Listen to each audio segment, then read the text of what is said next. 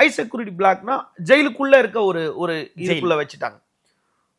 கூடுமான வரை என்னன்னு கேட்டா நாகேந்திரன் கூட யாருன்னா பேசினாங்கன்னா அவங்கள கூப்பிட்டு நீ எதுனா பேசின, அவர் உங்கள்கிட்ட என்ன சொன்னார், நீ என்ன நாகேந்திரன் பேச அப்படின்னு தாளிச்சிருவாங்க. ஓகே, நாகேந்திரன் போய் யாருக்கிட்ட நான் பேசினாலும் அவனை தூக்கிட்டு வந்து அவன் உங்கள்கிட்ட என்ன சொன்னான்னு அவன் டார்ச்சர். இதுக்கு பயந்துக்கிட்டு நாகேந்திரனும் யாருக்கிட்டையும் பேச மாட்டாரு, நாகேந்திரன் கிட்டையும் யாரும் பேச மாட்டாங்க. அப்படி இருக்கும்போது high security cell A++ category rowdy ஆயிட்டாரு.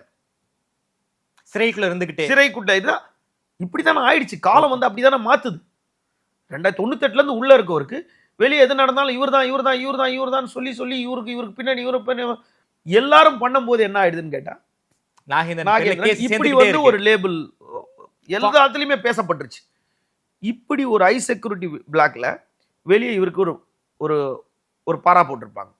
அந்த பாரால இருக்கவங்க ரெகுலரா அதே வேலை கிடையாது, மாறி மாறி சிறைத்துறையில மாறி மாறி வந்துடும். அந்த பாரால இருக்கவங்க கூட இவர்கிட்ட பேச முடியாது.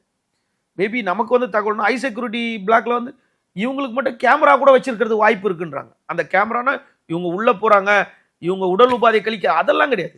இவங்க பிளாக்ல கதை திறக்கிறாங்களா, போறாங்களா, வராங்களா அப்படின்னு. அப்போ சிறைத்துறை ஒரு முழுசா கண்காணிச்சுக்கிட்டே இருக்கு. தென்னு வழக்குக்கு பிறகு அப்படின்னும் போது 5 ஆண்டுகள் முழுக்க முழுக்க நாகேந்திரன் பார்த்து அவரை நண்பர்களோ யாருமோ போய் மனு பார்க்க முடியாது. உறவினர் மட்டும்தான் மனு பார்க்க முடியும். A+ category rowdy. அதனால இவருக்கு ஒரு ஷேடோ போட்டிருக்காங்க. இவர்கிட்ட அதர் லாங்குவேஜில் இருக்கவங்க தான் போட்டிருப்பாங்க. ப்ளஸ் வந்து சைலண்ட் மோட்ல அஞ்சிருக்காரு 5 வருஷம். அந்த கல்லீரல் பாதிப்பு சைலண்ட் மோட்ல.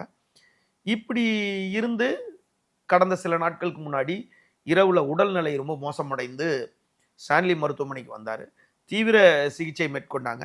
திரும்பவும் மீண்டும் அவருக்கு ஏதாவது கல்லீரல் மாற்று பண்ணலாமா, ஏதாவது உறவினர் கவர்மெண்ட்ல கேட்கும்போது அது அந்த கெடான்ற மாதிரி 1 இயர் அப்படிதான் பெரிய ப்ராசஸ். அது ஒரு பெரிய ப்ராசஸ். சரி, அவங்க உறவினர் சம்பந்தமா யாராவது கொடுக்கலாம், அவங்களும் கொடுக்கலாங்கன்னு அப்படின்லாம் பேசும்போது அவரு உடம்பு அதை ஏத்துக்குமா? 58, 59, 60 ஏஜுக்குள்ள அந்த 3 நம்பர்ல ஒரு நம்பரா இருப்பாரு. 58, 59, 60க்குள்ள ஒரு நம்பர்ல இருக்காரு.